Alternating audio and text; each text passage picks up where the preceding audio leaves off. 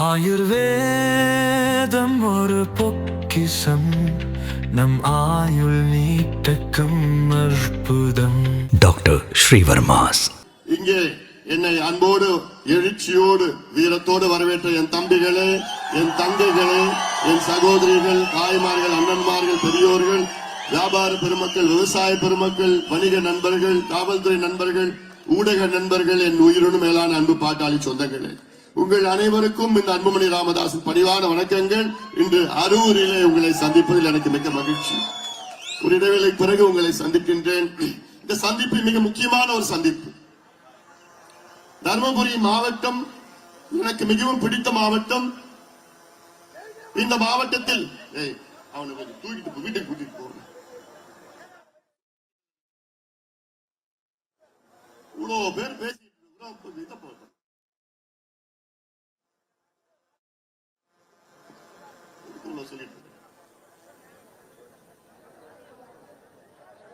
இந்த மாவட்டம் தமிழ்நாட்டிலே மிக பின்தங்கிய ஒரு மாவட்டம். தமிழ்நாட்டில் 38 மாவட்டங்கள் இருக்கிறது. அதில் மிக மிக மிக பின்தங்கிய மாவட்டம். இந்த மாவட்டத்தில் 2014 உங்களுடைய நாடாளுமன்ற உறுப்பினராக வேட்பாளராக நான் போட்டியிட்ட பொழுது எவ்வளவு எதிர்ப்புகளை மீறி நீங்கள் எல்லோரும் என்னை உங்களுடைய நாடாளுமன்ற உறுப்பினராக என்னை தேர்வு செய்தீர்கள். என் வாழ்நாள் முழுவதும் உங்களுக்கு நான் நன்றிகடன் பட்டவனாக நான் இருக்கின்றேன். அடுத்த 5 ஆண்டு காலம் இந்த மாவட்டத்தை சுத்தி சுத்தி வந்தேன். இந்த மாவட்டத்தின் வளர்ச்சிக்காக நான் திட்டங்களை பார்த்தேன்.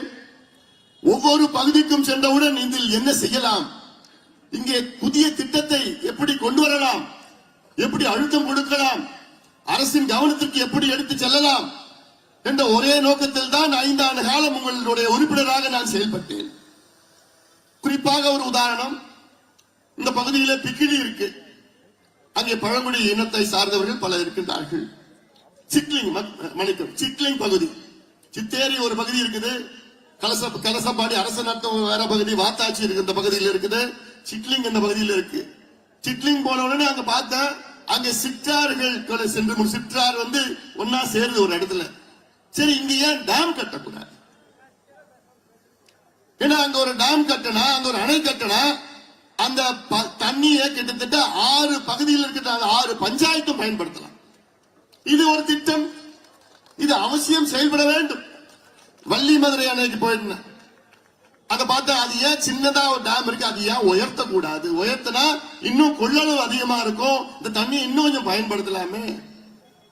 இன்னும் கொஞ்சம் அந்த பகுதிக்கு போனா பொதியின் பள்ளம் திட்டம், ஆனை மடுவு திட்டம், தொப்பையார் உபரிநீர் திட்டம், வாணியார் திட்டம், இன்னைக்கு காலையில சொன்னாரு பார் முருகன் சொன்னாரு பார், ஈச்சம்பாடி அணை உபரிநீர் திட்டம், நீரேற்று திட்டம், சேனேகால் திட்டம், இன்னும் அந்த பக்கம் பாலக்கோடுல எண்ணெய்கோல் புதூர் தும்பலடி திட்டம், மத்தாளபாலம் திட்டம், அந்த பஞ்சபலி அணை உபரி நீர் திட்டம், ஜெகநாதன் கோம்பை திட்டம், அது நிறைவேற்றப்பட்டது. இப்படி இந்த மாவட்டத்தில் ஒவ்வொரு பகுதிக்கு சென்று சரி இங்க என்ன கொண்டு வரலாம், அதாவது நம்ம கையில வெண்ணெய் வச்சிருக்கிறோம், நெய்க்கு தேடிட்டு இருக்கிறோம். இந்த மாவட்டத்திலே அத்துணை ஆறுகள் சிற்றாறுகள் எல்லாம் இருக்கு. இந்த தண்ணியை நம்ம மிச்சப்படுத்தி சேமிச்சா வேற யார்கிட்ட கையேந்த தேவையில்லை. நீங்க எல்லாமே நிலம் வைத்திருக்கின்ற முதலாளிகள் 2 acre 1/2 acre 2 acre 3 acre 4 acre வச்சிருக்கீங்க. ஆனா அந்த நிலத்துல தண்ணி இல்ல, தண்ணி பக்கத்திலே இருக்கு. ஆனா உங்க யார் யாரோ ஆட்சிக்கு வந்தார்கள் இவ்வளவு காலமா என்ற நோக்கம், பக்கத்துல போற தண்ணி இன்னும் இந்த மாவட்டத்துல மேற்கு எல்லையில தமிழ்நாட்டின் முதன்மை ஆறு காவிரி ஆறு. தருமபுரி மாவட்டத்தில் மேற்கு எல்லையில காவிரி ஆறு ஓடுது, வடக்கு எல்லையில தென்பெண்ணை ஓடுது. 2 பெரிய ஆறு தமிழ்நாட்டில் வேற எந்த மாவட்டத்திலும் இப்படி கிடையாது. 2 பெரிய ஆறு ஓடுகின்ற இந்த மாவட்டத்தில் உங்களுக்கு குடிக்கிறதுக்கு தண்ணி இல்லைன்னா எதுக்கியா நீங்க எல்லாம் இவ்வளவு காலமா ஆட்சி பண்ணீங்க? எதுக்கியா இப்ப ஆட்சி பண்றீங்க? நீங்க எதுக்கியா முதலமைச்சரா இருக்கீங்க? உங்களுக்கு எதுக்கு இந்த துறைகள், எதுக்கு அமைச்சர்கள், எதுக்கு இங்க அதிகாரிகள்? எவ்வளவு வெக்கக்கேடு இதெல்லாம். தர்மபுரி மக்கள் நீங்க பாவப்பட்ட மக்கள், நீங்க ஏதாவது பாவம் பண்ணிருக்கீங்களா? இல்ல. இந்த திட்டங்கள் எல்லாம் சாதாரண திட்டங்கள். சாதாரண திட்டங்கள் எல்லாம் நான் பெரிய 1000, 2000, 10,000 கோடி கேட்கல. ஒவ்வொரு திட்டமும் 200 கோடி, 300 கோடி. நான் ஏன் சாதாரண திட்டம் சொல்றேன் தெரியுமா? தமிழ்நாடு ஒரு ஆண்டு பட்ஜெட் 4.5 லட்சம் கோடி ஒரு ஆண்டு பட்ஜெட். அதுல இந்த திட்டங்கள் எல்லாம் கொண்டு வரதுக்கு என்னையா உனக்கு நோகுது? என்ன வலிக்குது? எங்க வலிக்குது? ஏன் செய்ய மாட்டற? இந்த மக்கள் என்ன பாவம் பண்ணாங்க? தருமபுரி மக்கள் என்ன பாவம் பண்ணாங்க? இல்ல சென்னை மக்கள் என்ன புண்ணியம் பண்ணாங்க? இந்த கேள்விதான் நான் எனக்குள்ளே கேட்டுட்டு இருந்தேன். 5 ஆண்டு காலம் உங்களுடைய தொண்டனாக நான் பணியாற்றினேன். மொரப்பூர் தருமபுரி ரயில்வே திட்டம் இது கனவு திட்டம். 1901ஆம் ஆண்டிலே அப்போ வெள்ளையர்களால் கொண்டு வரப்பட்ட திட்டம் அது. அதன் பிறகு 1941 இரண்டாம் உலக போர் நேரத்தில் அந்த ரயில்வே டிராக்கை எடுத்துட்டு அந்த இதை எடுத்துட்டு இரும்புக்காக எடுத்துட்டு போயிட்டான்.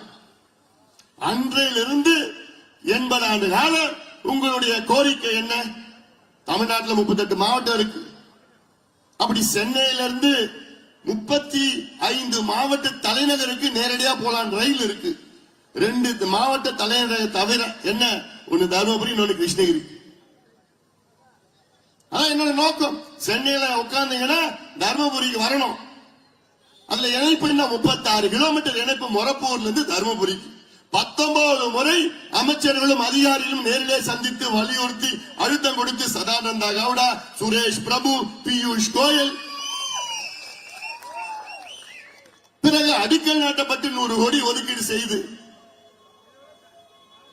அவ்வளவு நான் செய்தேன். இந்த தொகுதிக்கு இந்த சிப்காட் தொழிற்பேட்டை வேண்டும் என்று எவ்வளவு கோரிக்கையை வைத்தோம், எத்தனை போராட்டங்களை செய்தோம். தருமபுரியிலே தொழில் இல்லை. இங்க மாவட்டத்தில் தொழில் இல்லாத காரணம், நீர் இல்லாத காரணம்.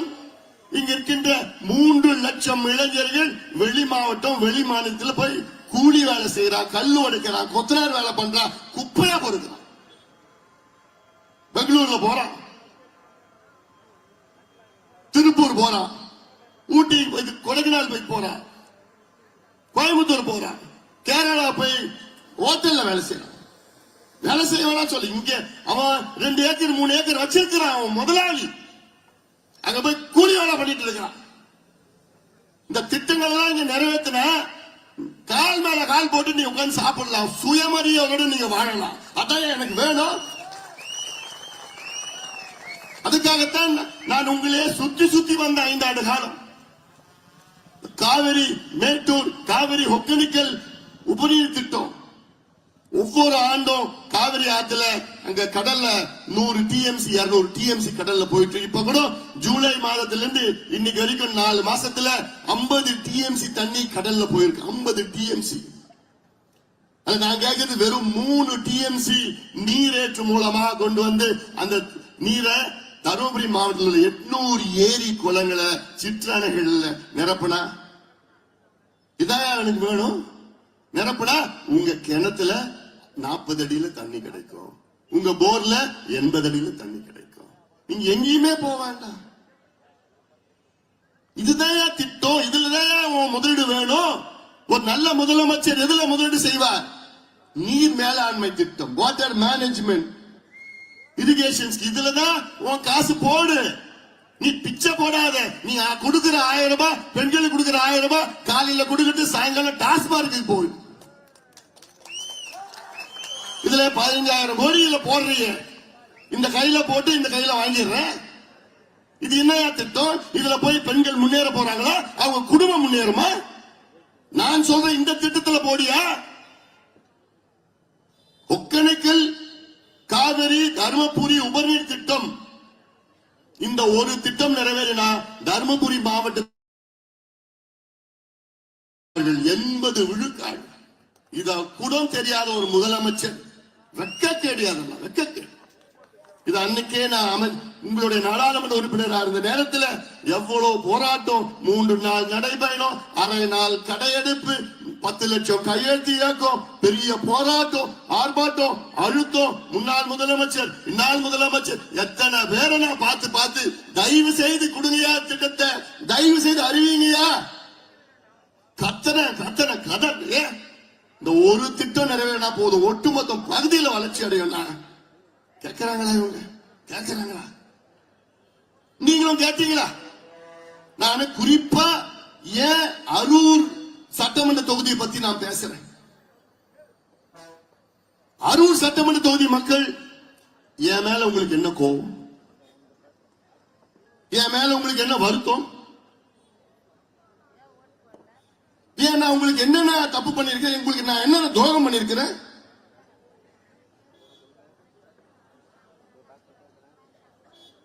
மற்ற தொகுதியெல்லாம் எனக்கு வாக்களிச்சாங்க, நீங்க ஏன் எனக்கு வாக்களிக்கல?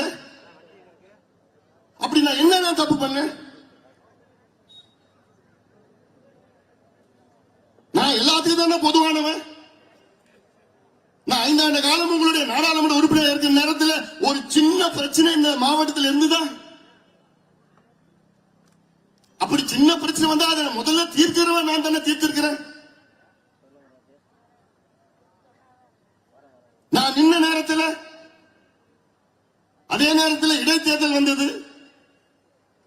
அதிமுக வேட்பாளர் சட்டமன்ற தொகுதியில் நின்றார். இடைத்தேர்தல் அவருக்கு 80,000 ஓட்டு, எனக்கு 45,000 ஓட்டு.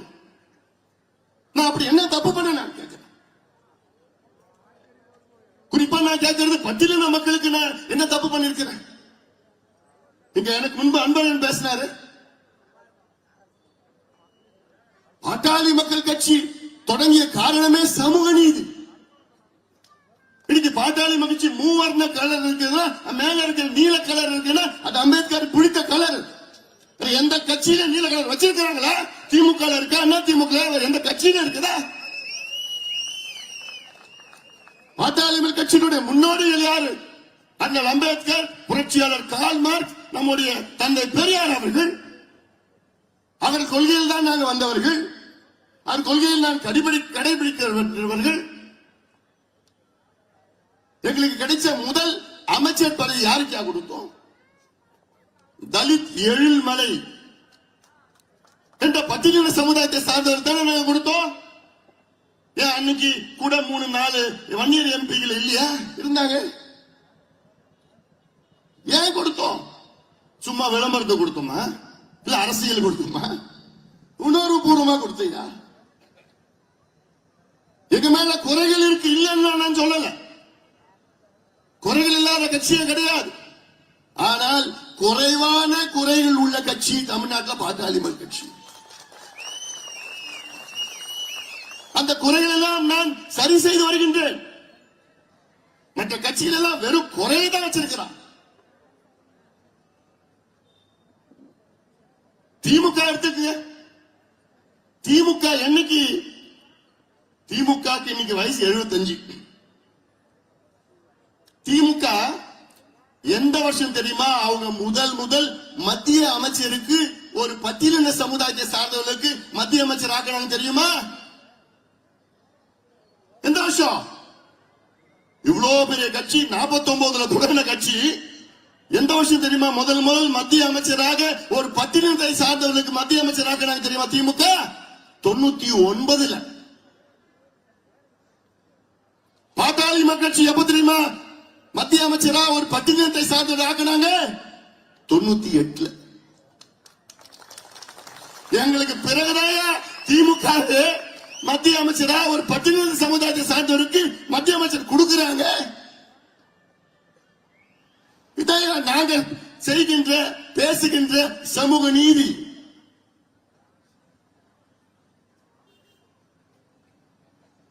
மத்திய அமைச்சரா இருந்த நேரத்தில் எவ்வளோ எதிர்ப்புகளை மீறி நான் முதலாக பட்டியலின சமுதாயத்திற்காக ஆல் இந்தியா மெடிக்கல் என்ட்ரன்ஸ் எக்ஸாம்ல இடஒதுக்கீடு கொண்டு வந்தவன் இந்த அன்புமணி ராமதாஸ். பெருமையாக நான் சொல்கிறேன். எவ்வளவு எதிர்ப்புகள் வந்தது. என்னுடைய அதிகாரிகள் முடியாது என்று சொன்னார்கள். அதில் ஃபைல் எழுதின பாரு, அப்படி ஏதாவது பிரச்சனைனா நான் பொறுப்பேற்றுக் கொள்கின்றேன் என்று கையெழுத்து போட்டு கொடுத்தவன். அதனால பிறகுதான் என் அதிகாரிகள்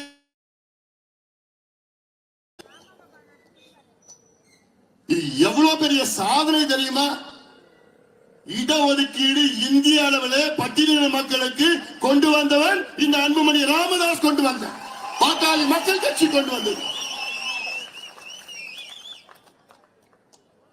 அது மட்டும் கிடையாது. நான் டெல்லியிலே அமைச்சராக இருந்த நேரத்தில் all India institute of medical science AIIMS கேள்விப்பட்டிருக்கீங்களா? மதுரையில தான் செங்கல் காமிச்சா அது காமிச்சான்னு சொல்லி எய்ம்ஸ். அப்படி டெல்லியில் இருக்கின்ற எய்ம்ஸ் தான் முதன்மையானது. ஒரு நாள் நான் அமைச்சராக நேரத்தில் அந்த நேரத்தில் 20 பிள்ளைங்க அங்க உட்கார்ந்து வெளியில வந்தாங்க, ஆபீஸ் வெளியில வந்தாங்க. கூப்பிட்டு வச்சு பேசினேன்.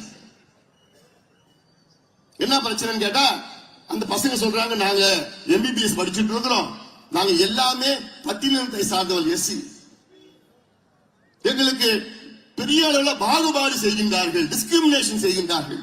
எனக்கு ஆச்சரியம், என்னடா சொல்ற? எய்ம்ஸ் என்றால் பிரதமர் வீட்டில இருந்து ஒரு 1 கிலோமீட்டர் பக்கத்துல இருக்கு எய்ம்ஸ். அப்படி எய்ம்ஸ்ல அந்த பிள்ளைங்க என்கிட்ட சொன்னது, எங்களை தனியா நாங்கள ஒரு ஹாஸ்டல்ல தனி ஃப்ளோர், எங்களுக்கு சாப்பாட்டுல தனி டேபிள் கொடுத்துட்டானுங்க, விளையாட்டுல எங்களை பாஸ்கெட் பாலையும் கிரிக்கெட்ல எங்களை சேர்த்துக்க மாட்டாங்க, ஃபுட்பால் வாலிபால் தான் நாங்க ஆடணும், எக்ஸாம்ல எங்களுக்கு ஃபெயில் பண்றாங்க. எனக்கு ஆச்சரியம். உடனே என்னோட அதிகாரிகளை வரவழைத்து என்ன உண்மையா இல்லையான்னு கேளுங்கன்னு சொன்னா அவங்க போய் 2-3 நாள்ல உண்மைங்க சொன்னாங்க. பிறகு நான் சுக்தேவ் தாரட் UGC சேர்மனை வர வச்சுக்கிட்டு டாக்டர் ஷாம் பிரசாத் CSA ரேணி ஹாஸ்பிட்டல் அவரை கூப்பிட்டு என்னோட DGHS ஸ்ரீவத்சவா 3 பேரும் சொல்லி ஒரு குழுவை போட்டு என்ன பண்றதோ தெரியாது, எய்ம்ஸ்ல மட்டும் இல்ல இந்தியாவில் உள்ள அத்துணை கல்வி மருத்துவ நிலையங்கள் உள்ள அங்கே நம்மளுடைய பட்டியலின மக்களுக்கோ பழங்குடி மக்களுக்கோ எந்த பிரச்சனையும் வரக்கூடாது என்று ஒரு பரிந்துரையை பெற்று அதை நான் நடைமுறைப்படுத்தினேன். சும்மா புக்கில் வச்சிருந்த நடைமுறைப்படுத்துவேன் இந்த அன்புமணி ராமதாஸ். சென்னையில நான் தேசிய சித்த மையம் நேஷனல் இன்ஸ்டிடியூட் ஆஃப் சித்தா அதை நான் தொடங்கினேன். அதில் பண்டிதர் அயோத்தியா தாஸ் என்று பட்டியலினத்தை சார்ந்த ஒரு மருத்துவர், அந்த காலத்து மருத்துவர், அவர் பெயரை வைக்க வேண்டும் என்று கோரிக்கை.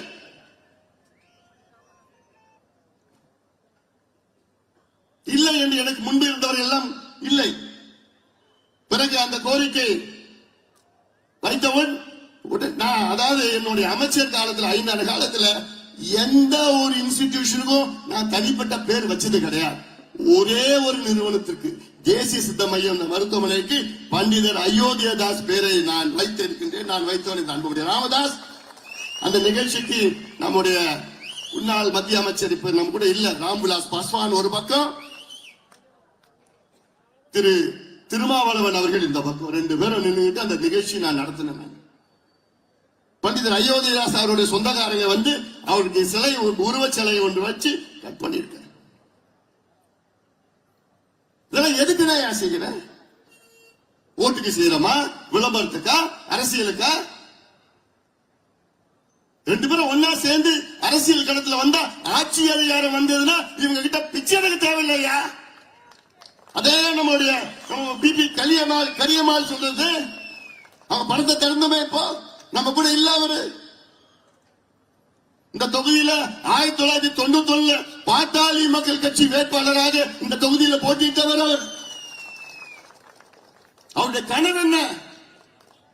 2 பேரும் ஒன்னா இருக்கணும், 2 பேரும் ஒன்னா இருந்தாதான் தமிழ்நாடு முன்னேறும். அப்பவே சொல்றவர் நம்மள சண்டை மூட்டு விட்டு பிரச்சனையை விட்டு இந்த பிரச்சனை அந்த பிரச்சனை இங்க அடிக்கிறது அங்க உதைக்கிறது, இப்படி யாரு இதனால யாரு பயன்படுவார்கள்? யாரு? திமுக, கலைஞர், ஸ்டாலினா, அப்புறம் இவங்களா அவங்களா?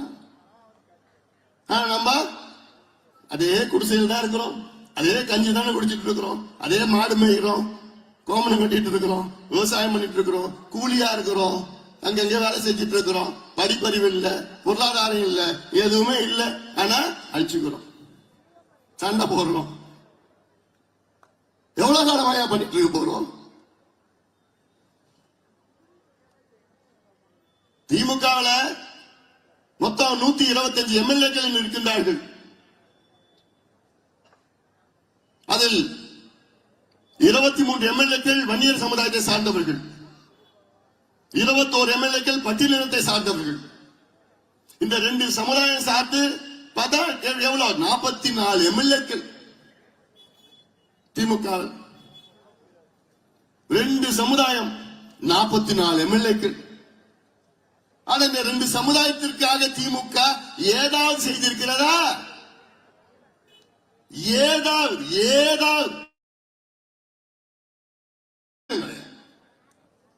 நான் இவ்வளவு பட்டியலிட்டு இருக்கேன்ல, எங்கள் கட்சியினுடைய பொதுச் செயலாளர் வடிவேல் ராவணன் அவர்கள் பட்டியலினத்தை சார்ந்தவர்கள்.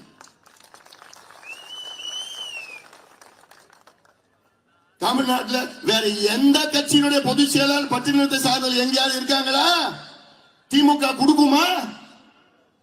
திமுக கட்சியில தலைவர் இல்ல, பொதுச் செயலாளர் ஒரு பொருளாளராவது கொடுப்பாங்களா? இல்ல இல்ல. தமிழ்நாட்டில் பட்டியலினத்திற்காக தொடங்கப்பட்ட கட்சிகள், நான் சொன்ன பட்டியல் இது போன்ற ஒரு பட்டியல் யாரால இட முடியுமா? நான் கேட்கிறேன், யாராவது இவ்வளவு நாங்க செஞ்சிருக்கிறோமே, பட்டியலின மக்களுக்கு செஞ்சிருக்கிறோமே, யாராவது செய்ய முடியுமா? சொல்ல முடியுமா?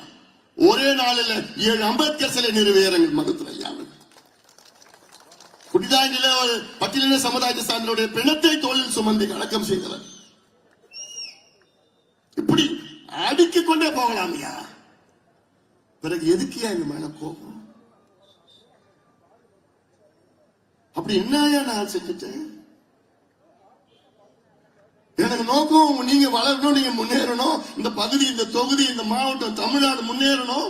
அந்த ஆதங்கம் தான் எனக்கு. இன்னைக்கு திமுக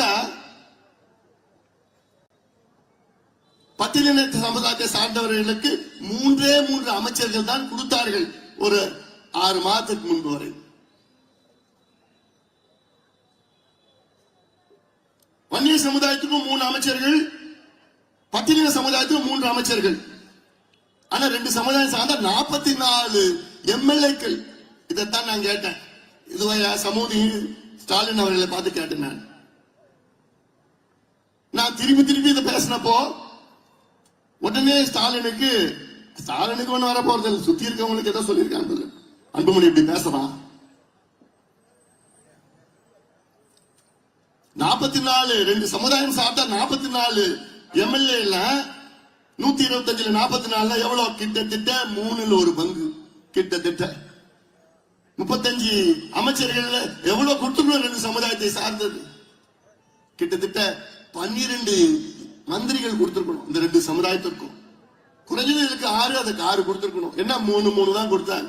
நான் சொன்னதுக்கு அப்புறம் ஒண்ணு கூடுதலா பணம் எடுத்துப்பட்ட ராஜேந்திரன் கோவிஸ்வரன் கொடுத்தாங்க.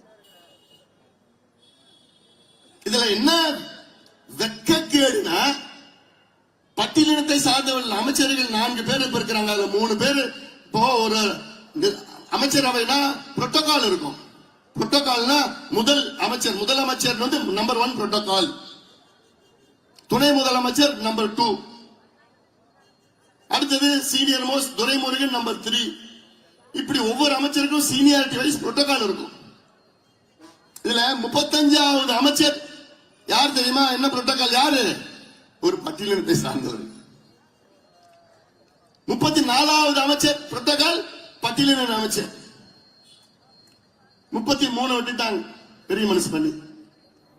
32வது அமைச்சர் பட்டியலினத்தை சார்ந்தவர். ஆனா பேசுவது சமூக நீதி, நடத்துவது பட்டியலினத்தை எதிர்த்து அந்த வெறி திமுக. இந்த மக்களுடைய ஓட்டு மட்டும்தான் வேணும். ஆனா அந்த மக்களுக்கு மரியாதை, மான மரியாதை எதுவும் கிடையாது, வளர்ச்சி கிடையாது, சமூக நீதி கிடையாது. மேடையில மட்டும் பேசுவாங்க. அப்ப எதுக்கே நீங்க கூட்டணியில் இருக்கிறீங்க? நான் கேட்கிற திருமாவளவன் அவர்கள் கேட்கிறேன், நான் எதுக்கு கூட்டணியில் இருக்கிறீங்க? இந்த சீட்டுக்காகவா? ஓட்டுக்காகவா? ஏன் என்ன இந்த 4 ஆண்டு காலத்தை திமுக பட்டியலின மக்களுக்கு என்னையா செஞ்சது? ஏதாவது ஒண்ணு சொல்லுங்களேன், ஒன்னே ஒண்ணு சொல்லுங்களேன். ஒண்ணும் கிடையாது. சண்டையை மூட்டி விட்டு தவிர வேற எதுவும் கிடையாது. அதே நேரத்தில் வன்னிய சமுதாயத்திற்கு திமுக என்ன செஞ்சது? இந்த 4 ஆண்டு காலத்துல உச்ச நீதிமன்றம் ஒரு தீர்ப்பு வழங்கி இருக்கிறது. என்ன? தமிழ்நாட்டில வன்னியர்களுக்கு நீங்கள் இடஒதுக்கீடு கொடுக்கலாம் என்ற தடயம் கிடையாது, தரவுகளை சேகரித்து கொடுங்கள் என்று தீர்ப்பு வழங்கி 1316 நாட்கள் ஆகிறது. நீ உண்மையான சமூக நீதி சார்ந்த ஒரு முதலமைச்சரா இருந்திருந்தீங்கன்னா உச்ச நீதிமன்றம், அதுக்கு மேல எந்த நீதிமன்றம் கிடையாதுயா. அப்படிப்பட்ட உச்ச நீதிமன்றம் ஒரு தீர்ப்பை 1316 நாட்களுக்கு முன்பு வழங்கி இருக்கிறது. இன்னைக்கு வரைக்கும் அந்த தீர்ப்பு மேல எந்த நடவடிக்கையா எடுத்திருக்கிறீங்க நீங்க? ஏன்? இந்த சமுதாயம் வன்னியர் சமுதாயம், இந்த சமுதாயம் ஓட்டுதான்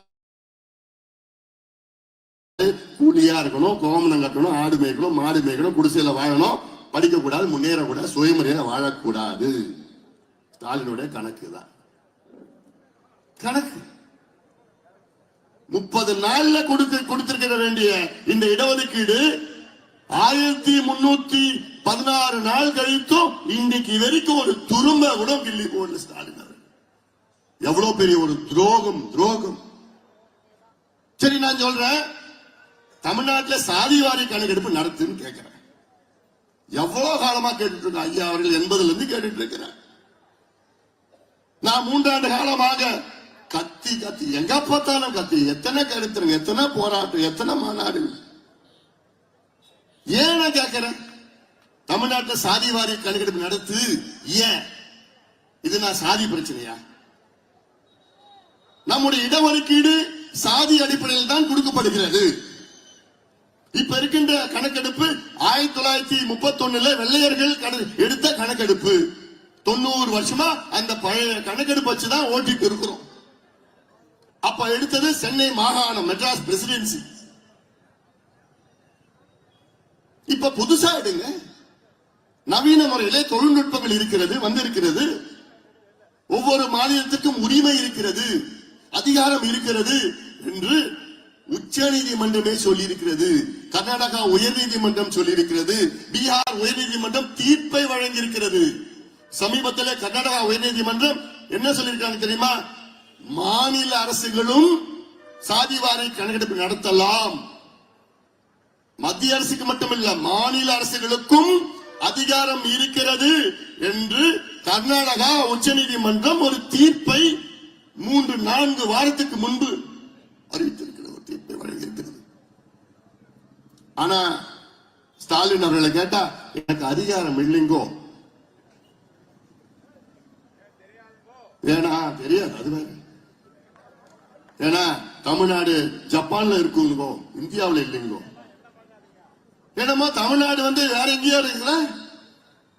இந்தியாவில் 7 மாநிலங்கள் தமிழ் சாதிவாரி கணக்கெடுப்பு நடத்தி முடிச்சு விட்டார்கள்.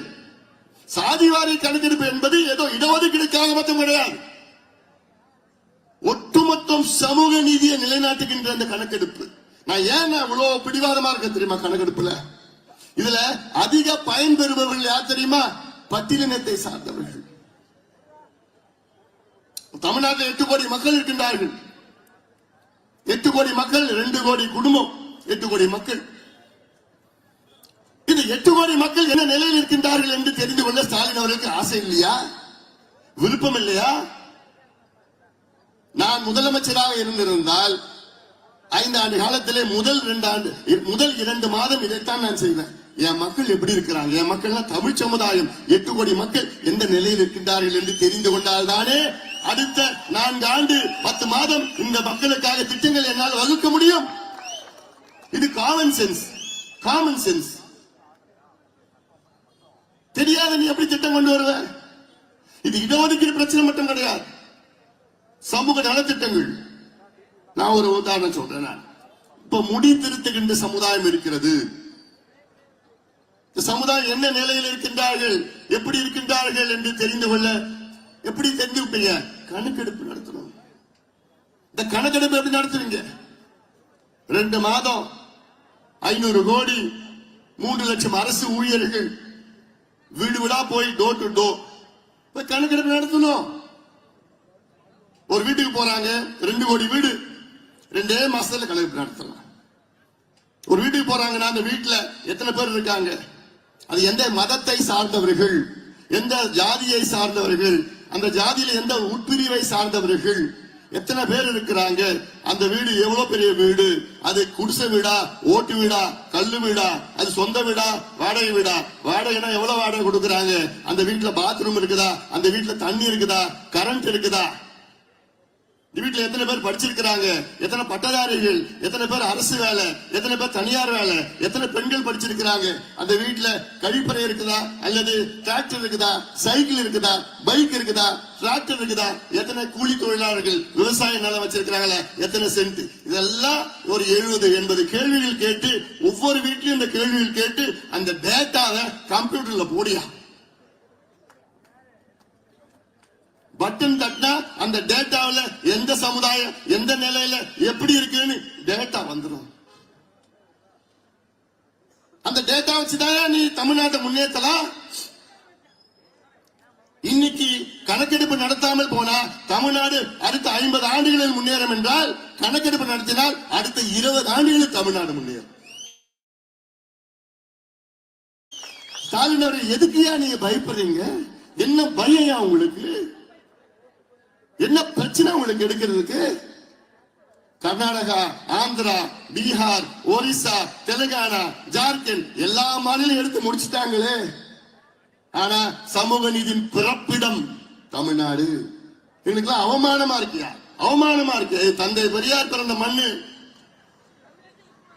இங்கதான் நீ முதல்ல எடுத்திருக்கணும். எதுக்கு நீ பயப்படுற?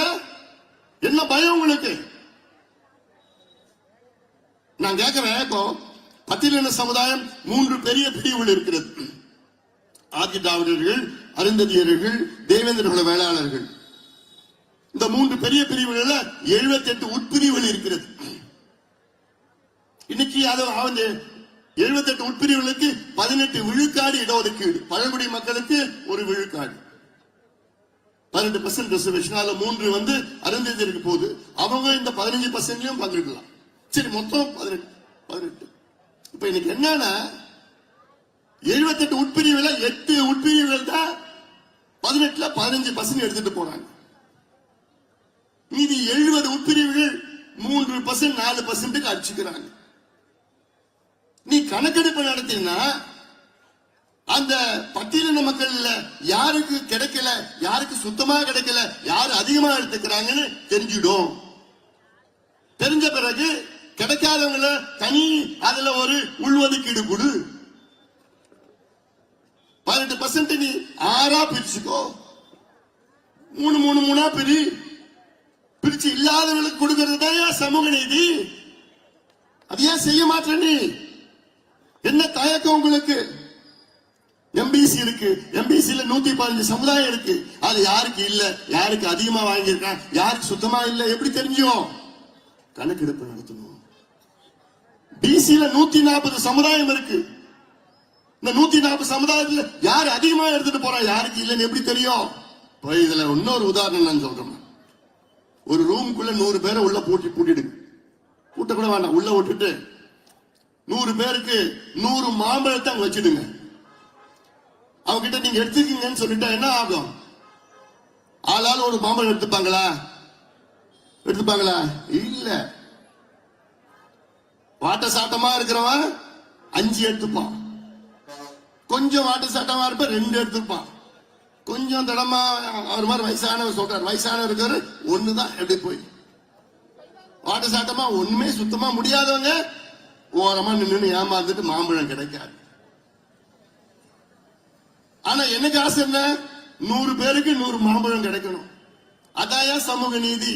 ஆனா அப்படி நடக்குதா இப்போ? இல்ல.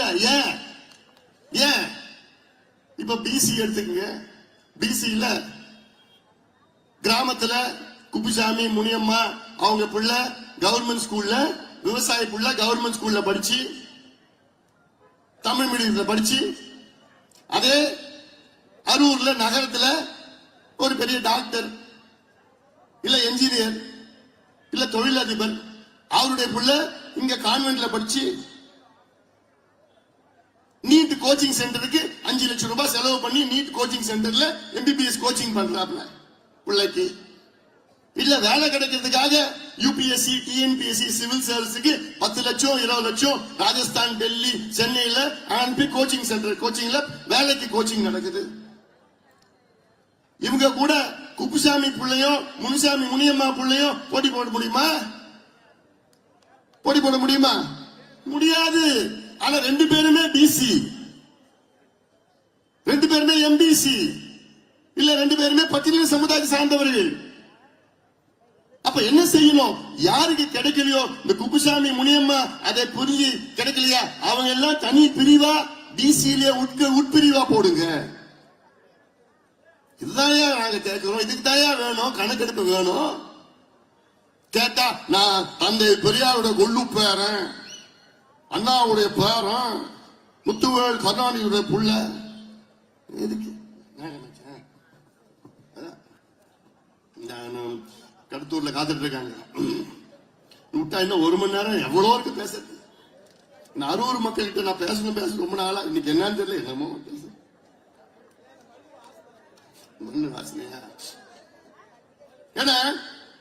ஏன்னா அரூர் மக்கள் நல்ல விவரமான மக்கள், நல்ல தெளிவான சிந்தனைகள் உள்ள மக்கள் இந்த பகுதியில். அதனால்தான் நான் கேள்வி கேட்டேன், ஏன் என் மேல இவ்வளவு கோவம்னு கேட்டேன். உங்ககிட்ட நான் சொல்லப்பா, உங்களை பத்தி நான் சொல்ல, மக்களுக்கு சுத்தி இருக்கிற மக்களுக்கு நான் கேட்கிற கேள்வி இது. ஏன்னா உங்க மேல விட்டுடு, அப்படி என்ன நாங்க தப்பு பண்ணிட்டோம், எங்களுக்கு ஏன் ஓட்டு போட மாட்டீங்கன்னு நான் கேட்கிறேன். நான் எனக்கு வேண்டியது உங்களுடைய வளர்ச்சி தான், உங்களுடைய நன்மை தான். உங்க பிள்ளைய சுயமரியாதையுடன் வாழ வேண்டும். அந்த ஒரே காரணத்துக்காக தான் நான் பாடுபட்டு இருக்கிறேன். நான் பாடுபட்டு இருக்கிறேன். அந்த நோக்கத்துக்காக தான் இன்று நான் வரைய தந்திருக்கின்றேன். தமிழ்நாடு முழுவதும் நான் போயிட்டு இருக்கிறேன்.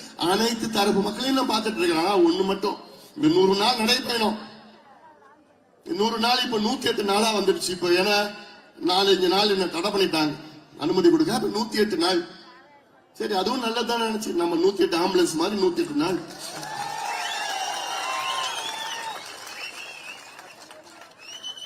இன்னும் 1 நாள் தான் 9ஆம் தேதி தருமபுரியில ஒரு மிகப்பெரிய ஒரு மாநாடு போட்டு, அதுதான் 108வது நாள் அன்னைக்கு. ஆனா நான் போற இடத்துல எல்லாம், போற மாவட்டத்துல எல்லாம் அனைத்து தரப்பு மக்களும் திமுக மீது, அதாவது கோவம்னு அந்த வார்த்தை சாதாரண வார்த்தை, ஆத்திரத்துல இருக்கிறாங்க. எப்படா எலெக்ஷன் வரும், இவங்களை எப்படா விரட்டலாம், விரட்டி அடிக்கலாம், வீட்டுக்கு அனுப்பலாம், அந்த கோபத்துல ஆத்திரத்துல இருக்கிறாங்க. இன்னைக்கு தமிழ்நாடு முழுவதும் திமுக மீது கோபம் அலை வீசிக்கொண்டிருக்கிறது, எதிர்ப்பு அலை வீசிக்கொண்டிருக்கிறது. இந்த அலை பேரலையா மாறி, தேர்தல் நேரத்தில் பேரலையா மாறி சுனாமியாக வந்து திமுக என்ற கொடுங்கோல் ஆட்சியை அழித்துவிடும், ஒழித்துவிடும், வீட்டுக்கு அனுப்பும். இது உறுதி, இது உறுதி, 100க்கு 100 உறுதி. இது நடக்க போகுது. அதனாலதான் அது தெரிஞ்சுதான் அதுக்குள்ள கொள்ளடிச்சுக்கணும், கொள்ளடிச்சிட்டு இருக்கிறானு, எல்லாம் கம்பியான போறானுங்க. அது உறுதி. எவன் கொள்ளடிக்கிறானோ எல்லாம் கம்பியான போறானுங்க. எவ்வளவு பெரிய ஏமாற்று. அனைத்து தரப்பு மக்களும் இன்று பாதிக்கப்பட்டிருக்கின்றார். பெண்களுக்கு பாதுகாப்பு இல்லை. சாராயத்தை கொடுத்து கஞ்சா, கோக்கைன், ஹெரோயின் உங்க பிள்ளையோட வாழ்க்கையை நாசப்படுத்திய இந்த ஸ்டாலின் ஆட்சியை நீங்க மன்னிப்பீங்களா? என்ன, என்னால மன்னிக்க முடியாதுப்பா. என்னால மன்னிக்க, ஒரு மருத்துவனாக, முன்னாள் சுகாதாரத்துறை அமைச்சராக, அடுத்த தலைமுறை நல்லா வாழணும், சுயமரியாதையோடு வாழணும்னு அந்த ஆதகத்தில் நான் இருக்கின்றேன். ஆனால் ஸ்டாலின் ஆட்சி இன்னைக்கு செய்யறதெல்லாம் பார்த்தா மன்னிக்க முடியாத குற்றங்கள் செய்து கொண்டிருக்கின்றார் ஸ்டாலின் அவர்கள். ஆட்சிக்கு வந்தா நாங்க வாக்குறுதி கொடுத்தாங்க. 505 வாக்குறுதிகள் கொடுத்த திமுக ஒரு புத்தகமா போட்ட விடியல் எங்கேன்னு ஒரு புத்தகமா போட்டிருக்கு. ஆன்லைன்ல இருக்கு, படிங்க. விடியல் எங்கே. 505 வாக்குறுதிகள் திமுக வெறும் 66 வாக்குறுதிகள் மட்டும்தான் நிறைவேற்றி இருக்கிறது. வெறும் 66. ஆனா பேசுறது பார்த்தா அவ்வளவுதான். வாழ்க்கைய 99% நிறைவேற்றிட்டோம். 98, 97 அது கம்மி இல்லை. ஆனா பார்த்தா 13% முழுமையாக நிறைவேற்றிருக்கின்றால். சில வாக்குறுதி அறகுறையாக போட்டிருக்கையா? நானு சும்மா நான் சொல்லல. நான் 505 வாக்குறுதியில் வெறும் 13 விழுக்காடுனா ஒரு தேர்வு எக்ஸாம்னா எவ்வளவு மார்க் எடுக்கணும் ஃபெயில் பாஸ் ஆகுறதுக்கு? ஜஸ்ட் பாஸ் எவ்வளவு? 35 மார்க். திமுக எத்தனை மார்க் எடுத்திருக்கு? வெறும் 13 மார்க். 13 மார்க்னா என்ன ஆகும்? ஃபெயில் ஆகும். திமுக ஃபெயில் ஆயிடுச்சியா? ஃபெயில் ஆன கட்சி மறுபடியும் ஆட்சிக்கு வரலாமா? ஃபெயில் ஆன கட்சிக்கு மறுபடியும் ஓட்டு போடலாமா மக்கள்? அவங்களுக்கு தகுதி இருக்கா மறுபடியும் ஆட்சி வருவதற்கு, ஆட்சி செய்வதற்கு? தகுதியற்றவர்கள், தகுதி இழந்தவர்கள். தூக்கி எரியுங்கள் திமுகவை, தூக்கி எரியுங்கள் திமுகவை. தமிழக மக்களே, விவசாய மக்களே, பெண்கள், பெற்றோர்கள், தாய்மார்கள், அரசு ஊழியர்கள், போதும். இவர்கள் ஆண்டது போதும். தமிழ்நாடு நாசப்படுத்தியது போதும். அனைத்து மக்களும் ஒன்று எழுந்து திமுக ஆட்சியை தூக்கி எறியுங்கள். எரிகின்ற காலம் நேரம் வந்துவிட்டது. தூக்கி எறியுங்கள். எல்லோரும் சேர்ந்து ஒன்றாக வாருங்கள், ஒற்றுமையாக வாருங்கள், எங்கள் பின்னால் வாருங்கள், எங்களுக்கு ஆதரவு தாருங்கள். உங்கள் உரிமைகளை நாங்கள் மீட்டெடுப்போம், உரிமைகளை மீட்டெடுப்போம், மீட்டெடுப்போம். நன்றி.